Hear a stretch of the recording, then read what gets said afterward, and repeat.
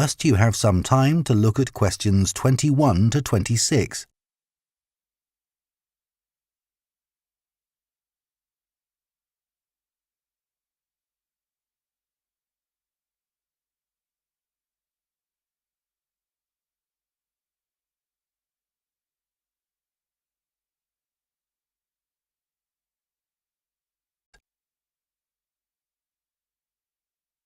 So, Tim, we have to do a short summary of our work experience on a farm.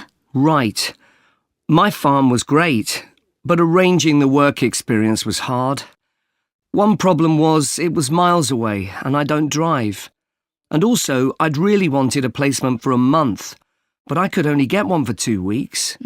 I was lucky. The farmer let me stay on the farm, so I didn't have to travel. But finding the right sort of farm to apply to wasn't easy. No, they don't seem to have websites, do they? I found mine through a friend of my mother's, but it wasn't easy. No. My farm was mostly livestock, especially sheep. I really enjoyed helping out with them. I was up most of one night helping a sheep deliver a lamb. On your own? No, the farmer was there, and he told me what to do. It wasn't a straightforward birth, but I managed. It was a great feeling to see the lamb stagger to its feet and start feeding almost straight away, and to know that it was okay.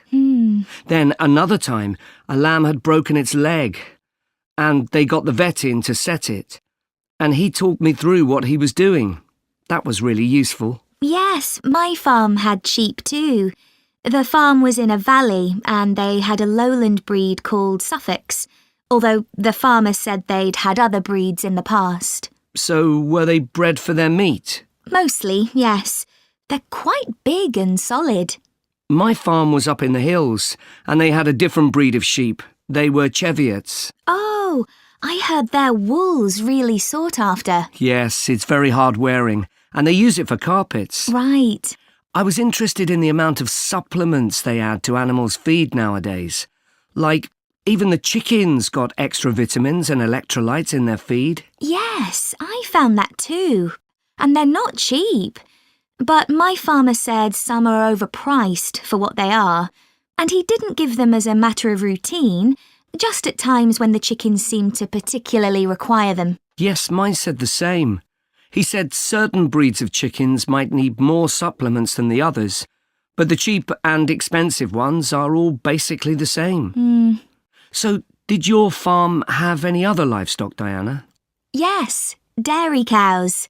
I made a really embarrassing mistake when I was working in the milk shed. Some cows had been treated with antibiotics, so their milk wasn't suitable for human consumption, and it had to be put in a separate container. But I got mixed up, and I poured some milk from the wrong cow in with the milk for humans, so the whole lot had to be thrown away. The farmer wasn't too happy with me. I asked my farmer how much he depended on the vet to deal with health problems. I'd read reports that the livestock's health is being affected as farmers are under pressure to increase production.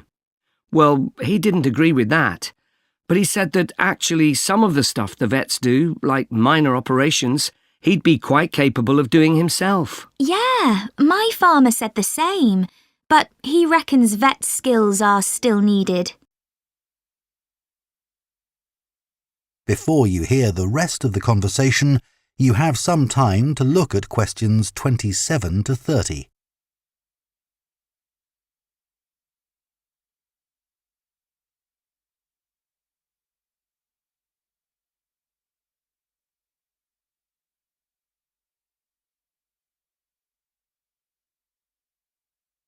With it. I thought it'd be hard, but actually I found it all quite straightforward. What did you think about diet?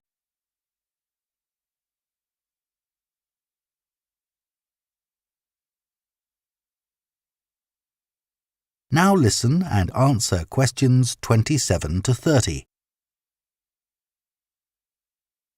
Now we've got to give a bit of feedback about last term's modules. Just short comments, apparently.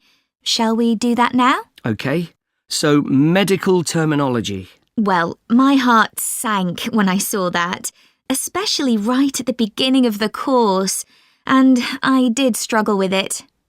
I thought it'd be hard, but actually, I found it all quite straightforward. What did you think about diet and nutrition? Okay, I suppose. Do you remember what they told us about pet food and the fact that there's such limited checking into whether or not it's contaminated?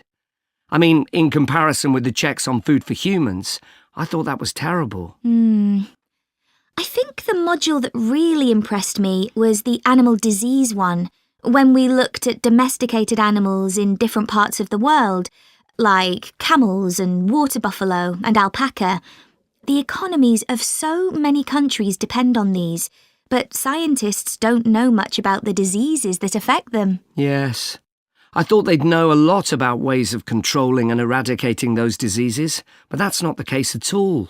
I loved the wildlife medication unit. Things like helping birds that have been caught in oil spills. That's something I hadn't thought about before. Yeah, I thought I might write my dissertation on something connected with that. Right. So, actually, I was thinking something along the same lines. That is the end of part 3.